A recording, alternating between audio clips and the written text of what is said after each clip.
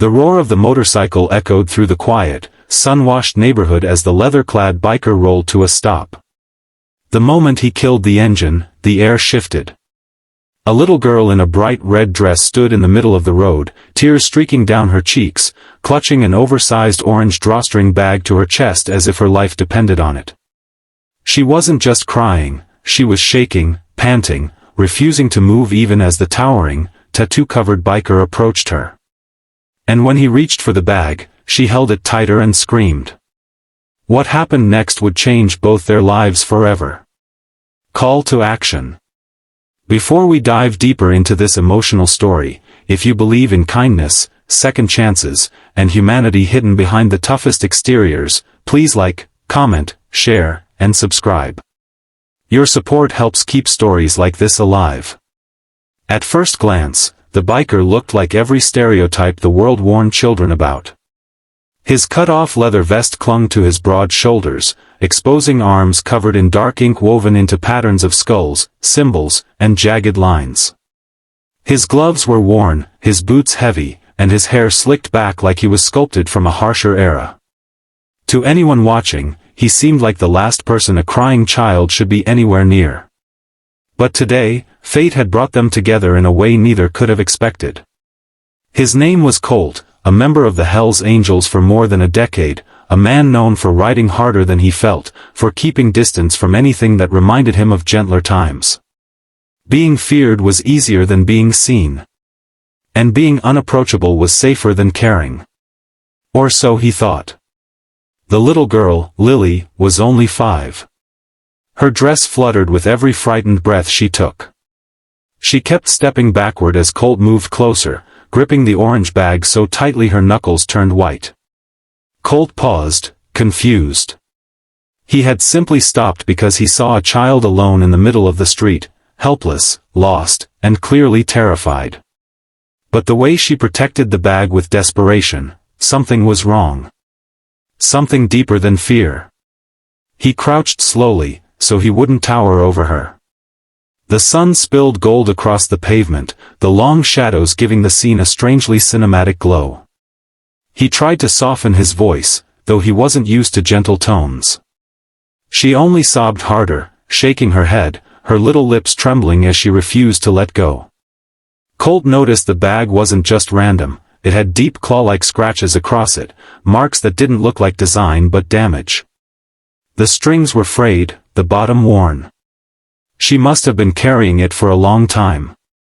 As the breeze brushed past them, Colt felt something he hadn't felt in years, the instinct to protect. Maybe it was the way she trembled, or the emptiness in her frightened eyes, or the painful familiarity of being small and scared with no one around. He recognized that loneliness. He had lived it. Gently, but firmly, he tugged the bag. Lily resisted with all her tiny strength. And then, her voice cracked through her sobbing in a way that made Colt freeze, not words, not explanations, but pure, raw desperation. It was the sound of someone pleading to not lose the only thing left of value in their world. He finally loosened his grip. But the moment he eased it, the bag slipped from her hands. They both reached down at the same time, but Colt unintentionally grabbed it first. Lily screamed, louder than before, and Colt instinctively opened the bag just to make sure nothing dangerous was inside, just to understand. What he saw made him stumble back so hard he nearly fell. Inside were dozens of crumpled drawings, torn pages, broken crayons, and a tiny photograph of a woman holding Lily, smiling, bright-eyed, unmistakably loving. A mother's face. And taped to the inside flap of the bag, barely holding on, was a hospital bracelet with the mother's name on it. Colt's breath caught in his chest. His hands shook in a way the road, the fights, the storms never made them shake. Because he knew that pain. He knew that loss. And in that moment, the image of the girl's mother overlapped painfully with the memory of his own, lost when he was only 8, taken too soon, leaving him to grow up hard and fast in a world that didn't care. Lily collapsed to her knees, sobbing as if her soul was folding in on itself. Colt quickly set the bag down in front of her, but she didn't reach for it. She buried her face in her hands. Colt felt his heartbeat pounding, not from shock, but from something deeper, an ache he thought he'd buried beneath years of asphalt and anger. He looked again at the photo. The woman resembled Lily so closely. On the back, written in shaky handwriting, were the words, "For Lily. Mommy loves you. Always." Colt swallowed the burn in his throat. He had spent years hiding behind a reputation carved from steel and gasoline. But no armor could protect him from the reflection of his own childhood pain. Lily wasn't just clinging to a bag. She was clinging to memories. To love she couldn't touch anymore. To a mother she had lost too soon. Colt looked around and finally noticed something else. "For sale" sign on one of the houses. A moving truck nearby. Boxes piled unevenly by the curb. She wasn't just alone, she was overwhelmed, uprooted, thrown into uncertainty with no one paying attention to her fear. He gently placed the items back inside, smoothing out the crumpled drawings. He tied the bag slowly, carefully, as if sealing a treasure. When he offered it back, he expected her to snatch it.